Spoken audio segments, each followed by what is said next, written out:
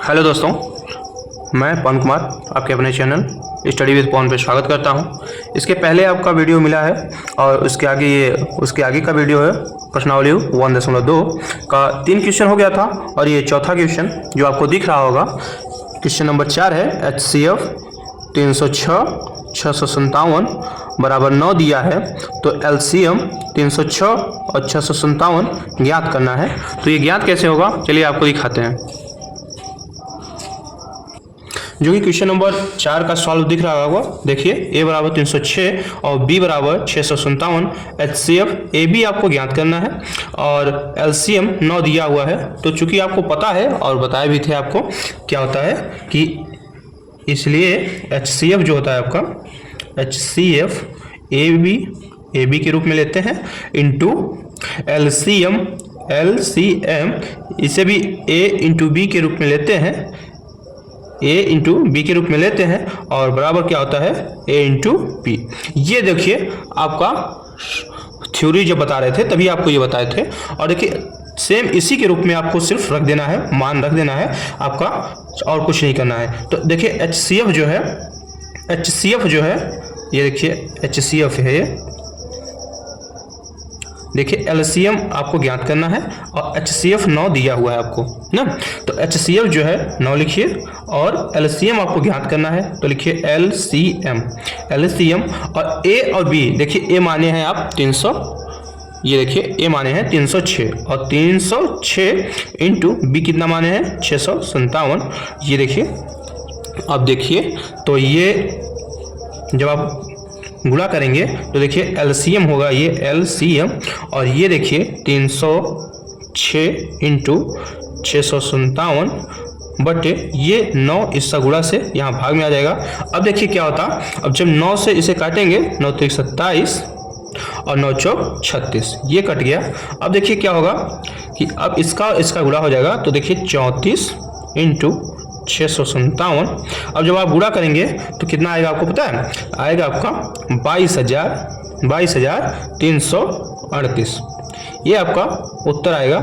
और इस प्रकार क्वेश्चन नंबर 4 सॉल्व हो गया आपका ये LCM आपका हो जाएगा 22,338। अब देखते हैं क्वेश्चन नंबर 4, सॉरी देखिए क्वेश्चन नंबर 4 तो हो गया। अब क्वेश्चन नंबर 5 देखते हैं। तो देखिए क्वेश्चन नंबर 4 सॉल्व हो गया था और क्वेश्चन नंबर 5 दिख रहा होगा आपको, देखिए क्या लिखा है क्वेश्चन नंबर 5। जांच कीजिए कि क्या किसी प्राकृतिक संख्या n के लिए संख्या 6 के पावर n अंक 0 पर समाप्त हो सकती है। तो देखिए सॉल्व करते हैं क्वेश्चन नंबर 5। तो देखिए क्वेश्चन नंबर 5 का सॉल्व, देखिए ये तो दिया हुआ है, दिया गया संख्या 6 के पावर n ना। अब देखिए होता क्या है कि जब ऐसी संख्याएं दी होती तो आपको इतना याद रखें, ये देखिए क्या होता है, यदि संख्या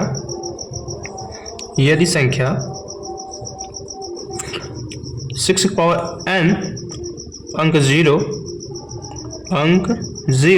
पर समाप्त होगी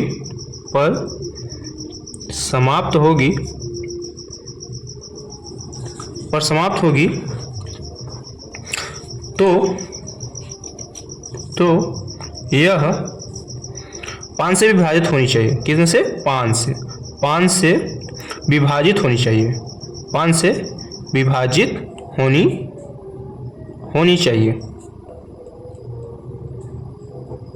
ये तो हो गया। अब देखिए चूंकि होता क्या है हम जानते हैं, हम इतना तो जानते ही हैं, हम जानते हैं कि कोई संख्या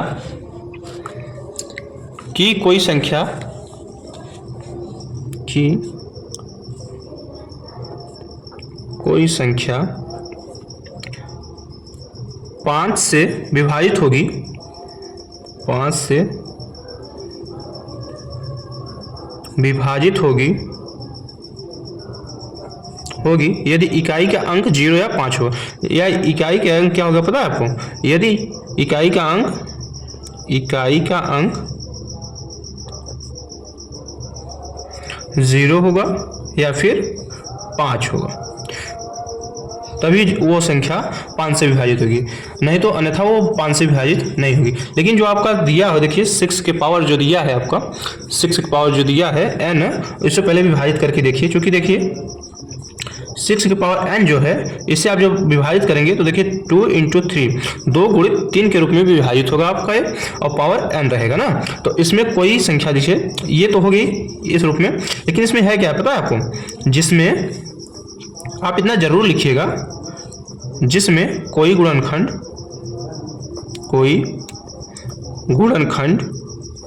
5 नहीं है।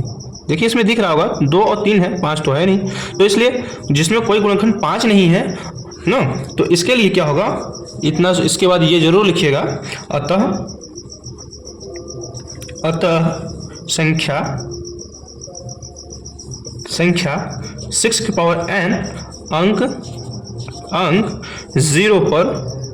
0 पर समाप्त नहीं होगी। देखिए ये क्वेश्चन नंबर 5 जो था आपका सिर्फ थ्योरी पे समाप्त होगा और थ्योरी से ही सॉल्व था, तो इतना याद रखिएगा कि ये जो है 2-3 लाइन जरूर याद रखिएगा, ये आपको कम से कम 2 से 3 नंबर दे के जाएगा। और इस तरह क्वेश्चन नंबर 5 भी समाप्त हुआ। अब देखते हैं क्वेश्चन नंबर 6। देखिए क्वेश्चन नंबर 5 सॉल्व हो गया और क्वेश्चन नंबर 6 देखिए क्या कह रहा है। क्वेश्चन नंबर 6 है आपका, व्याख्या कीजिए कि 7 × 11 × 13 + 13 और 7 × 6 × 5 × 4 × 3 × 2 × 1 + 5 भाज्य संख्याएं क्यों हैं। तो देखिए क्वेश्चन नंबर 6 को सॉल्व करते हैं। देखिए क्वेश्चन नंबर 6 को सॉल्विंग देखिए, अभी पहली संख्या जो दी हुई है 7 × 11 × 13 + 13, ये +13 दिया हुआ है, इसे जरूर ध्यान में रखिएगा क्योंकि इसी से सॉल्व करना है। तो क्वेश्चन नंबर जब 13 प्लस में दिया हुआ है तो क्या करते हैं 13 कॉमन ले लेते हैं। जब आप 13 कॉमन ले लेंगे तो हो जाएगा 7 × 11, ये 13 बाहर आ जाएगा तो × 1 और ये प्लस ये सॉरी यार देखिए तो क्वेश्चन नंबर 6 है सॉल्व। देखिए पहली संख्या आपकी है 7 × 11 × 13 + 13 और देखिए आप यहाँ ये इसे ध्यान रखिएगा कि +13 दिया हुआ है, इसी को देख के ध्यान में, क्योंकि इसी से सॉल्व होगा। तो 13 आपको कॉमन लेना है, तो 13 जब कॉमन लेंगे आप तो हो जाएगा 7 × 11 और देखिए ये 13 बाहर आ गया तो ये खत्म हो गई और प्लस ये 13 बाहर आएगा तो +1 बचेगा। अब देखिए क्या होता है, अब देखिए इसे ऐसे लिखिए 13 7 में 11 को गुणा कराएंगे तो 77 + 1 और देखिए फिर यही 13 हो जाएगा और 77 में जोड़ेंगे तो 78 हो जाएगा। देखिए क्या होता है कि अब ये आपका 78 को पहले आप गुणनखंड करके अलग से देख लीजिए, ये 2 से विभाजित होगा और हो जाएगा 3 और 9 39 हो जाएगा और फिर ये 3 से विभाजित होगा और देखिए ये 1 और फिर ये 3, ये 13 हुआ और अब ये 13 से विभाजित होगा तो ये 1 हो जाएगा। अब देखिए क्या होगा कि ये 13 है इंटू ये 78 को देखिए इस रूप में लिखिए 2 × 3 × 13। अब ये देखिए क्या होता है कि जो अभाज्य संख्या होगी वो सिर्फ 1 से और स्वयं से विभाजित होगी, लेकिन इसमें देखिए ये संख्याएं 3 से विभाजित हो रही हैं, 3 और 4, ये 4 संख्याएं हैं जो विभाजित हो रही हैं।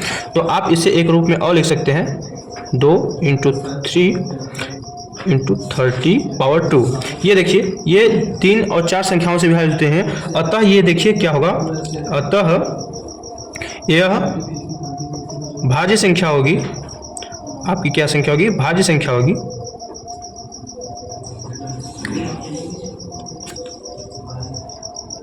तो देखिए पहली संख्या सॉल्व हो गई और दूसरी संख्या आपको दी हुई थी 7 × 6 × 5 × 4 × 3 × 2 × 1 + 5। ये +5 दिया है, ये जरूर याद रखिएगा क्योंकि यही से सॉल्व होगा। और जब ये लेंगे तो ये 5 को कॉमन लेते हैं, जब आप 5 को कॉमन लेंगे तो ये देखिए 7 × 6, ये देखिए 5 है तो ये बाहर आ गया तो इससे हमें कोई मतलब नहीं है। अब ये 4 लेते हैं और फिर × 3 लेते हैं, फिर 2 लेंगे, फिर 1 लेंगे और प्लस है तो +5 बाहर आएगा तो 1 आएगा, यहाँ पे 1 हो जाएगा। अब देखिए क्या होगा कि ये 5 ऐसे ही रहेगा। अब देखिए इसका गुणा करा लीजिए, इसका जब गुणा कराएंगे 7 × 42 और ये देखिए इसका और इसका गुणा करा लीजिए आप। देखिए 4 × 3 12, 12 दूनी 24 और 24 में 1 गुणा कराएंगे 24 और +1, ये स्टेप हो गया। और देखिए अब क्या होगा, ये 5 ऐसे ही रहने दीजिए और इसका गुणा करा लीजिए। देखिए जब इसका गुणा कराएंगे आप तो हो जाएगा 1008 + 1। और देखिए अब क्या होगा, अब ये 5 ऐसे ही रहने दीजिए और ये जो है अब देखिए 1008 में 1 जोड़ देंगे तो 9 हो जाएगा। और देखिए जब 1009 हो जाएगा तो क्या होगा, 5 × 1009। ये देखिए ये संख्या जो है दो संख्या से ज़्यादा विभाजित होगी, अतः ये भी भाज्य संख्या ही होगी, तो इतना जरूर लिखिएगा। अतः यह संख्या, यह भाज्य संख्या है, यह भाज्य संख्या है। अब देखिए यही तो पूछ रहा था कि सिद्ध कीजिए भाज्य संख्या है, तो दोनों क्वेश्चन आपका सॉल्व हो गया, दोनों संख्याएं सॉल्व हो गई और इससे सिद्ध हो गया कि ये भाज्य संख्या है। तो क्वेश्चन नंबर 6 समाप्त हुआ। अब चलते हैं, देखते हैं क्वेश्चन नंबर 7। तो जैसा ही क्वेश्चन नंबर 6 सॉल्व हो गया आपका, अब देखिए क्वेश्चन नंबर 7 देखिए। क्वेश्चन नंबर 7 दिया है, किसी खेल के मैदान के चारों ओर एक वृत्ताकार पथ है। इस मैदान का एक चक्कर लगाने में सोनिया को 18 मिनट लगते हैं, जबकि इसी मैदान का एक चक्कर लगाने में रवि को 12 मिनट लगते हैं। मान लीजिए ये दोनों एक ही स्थान और एक ही समय पर चलना प्रारंभ करेंगे, एक ही दिशा में चलते हैं, कितने समय बाद वे पुनः प्रारंभिक स्थान पर मिलेंगे। तो आपको इतने बड़ा क्वेश्चन देख को घबराना नहीं है, आपको सिर्फ और सिर्फ ये 18 मिनट और 12 मिनट दो संख्याओं के रूप में इसको प्रयोग करना है। तो देखिए इसी का प्रयोग करके हम क्वेश्चन सॉल्व करेंगे। तो देखिए कैसे सॉल्व होता है। तो देखिए आपको दिख रहा होगा संख्या हम लिए हैं 12 और 18। अब इसका एलसीएम निकालिए, एलसीएम निकालिए इसका। तो 12 का एलसीएम हो जाएगा आपका, देखिए ये 2 से विभाजित होगा तो ये हो जाएगा 6, और फिर ये 2 से विभाजित होगा तो ये 3, और 3 से विभाजित होगा तो 1। तो इसके ये हो जाएगा 12, तो हो जाएगा 2 × 2 × 3। अब इसको इस रूप में लिख सकते हैं कि 2 की पावर 2 × 3, ये रहा। और इसका एलसीएम क्या हो जाएगा, आपको पता है कि इस संख्या का एलसीएम होगा, देखिए ये 2 के पावर 3 है तो इसे भी ले लेंगे। तो ये देखिए 2 का गुणा जब 3 में कराएंगे तो क्या हो जाएगा, तो देखिए पहली संख्या का तो एलसीएम निकाल लिए 12। अब दूसरी संख्या जो 18 है उसका निकालते हैं। तो देखिए इसका क्या होगा, ये 2 से विभाजित होगी तो ये 9 हो जाएगा, और फिर ये 3 से विभाजित होगा तो 3 × 3 = 9, 3 हो गया। अब फिर 3 से विभाजित होगी तो 1 हो गया। अब देखिए इसकी जो संख्या है ये 18, तो इसका हो जाएगा 2 × 3 × 3। अब ये देखिए क्या होगा, 2 × 3 की पावर 2। अब देखिए एलसीएम जब निकालेंगे तो दोनों संख्याओं में सबसे बड़ी घात किसकी है, पहले उसे ले लेंगे और बाकी को छोड़ देते हैं। तो देखिए इसमें 2 इसको ले लेते हैं, तो 2 के पावर 2 इंटू ये देखिए इसमें 3 के पावर 2 है तो इसे ले लेते हैं। और देखिए क्या होगा, 2 में जब 2 के पावर 2 मतलब 2 × 2 तो 2 दूनी 4 हो जाएगा, इंटू 3 × 3 = 9 हो जाएगा। और ये पूरा इसमें जब इसका गुणा करेंगे तो क्या हो जाएगा, 9 × 4 = 36। अब देखिए क्या हुआ, 9 × 4 = 36 हो गया। अब देखिए इसका देखिए 36 होगा, तो अब ये है जो है ये लिखिए, अतः सोनिया और रवि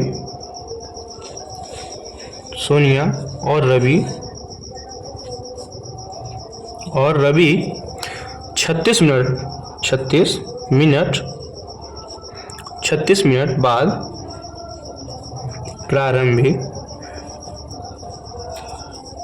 प्रारंभिक बिंदु पर मिलेंगे। तो ये देखिए जो कि क्वेश्चन नंबर 7 सॉल्व हो गया। अब अगला वीडियो, अगली प्रश्नावली की अगला वीडियो मिलेगा आपको। और प्रश्न वीडियो पसंद आया हो तो वीडियो को लाइक और चैनल को सब्सक्राइब कर लीजिए। अब अगला पार्ट आपको ऐसे पार्ट वाइज मिलता रहेगा, और तब तक के लिए धन्यवाद। जय हिंद।